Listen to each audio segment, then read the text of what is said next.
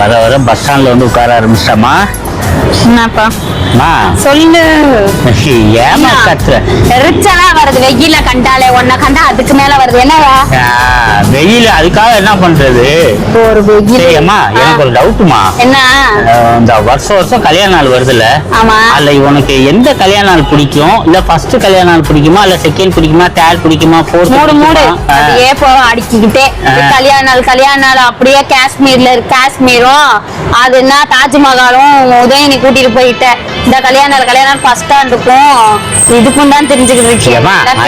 கூட்டு வர அவன் கல்யாண நாளே மறந்து திரிகிறான். ஆமா, நீ யோக்கிய 4 நாளைக்கு முன்னாடி என்ன வாங்கி தருவேன்னு கேட்ட ஆரம்பிச்ச சண்டை. கல்யாண நாள் முடிஞ்சு இந்த சாயந்தர பொழுதே ஆச்சு, நீ வந்துட்டு அந்த பஸ் ஸ்டாண்ட்ல கொண்டு வந்து நிறுத்தி வச்சிருக்க. இவங்களுக்கு கொடுக்க தெரியாத உன் ஃப்ரெண்டுக்காரங்களுக்கு நீ என்ன ஆட்டிக்கிட்டு வருவியா? கல்யாண நாள் உனெல்லாம் ஏன்டா கல்யாணம் பண்ணேன்னு மூஞ்சி என்னெல்லாம் கல்யாணம் பண்ணனால்தான் நீ நல்லா இருக்க. இல்லாட்டி வச்சுக்க உன் வாய்க்கும். ஆமா, எனக்கு அமிதாப் பச்சன் மாதிரி புருஷன் கிடைச்சிருக்கணும். பார்த்தா நல்லா அமிதாப் பச்சன் வீட்டுல வேலைக்காரியா வேணா வேலை கிடைக்கும்.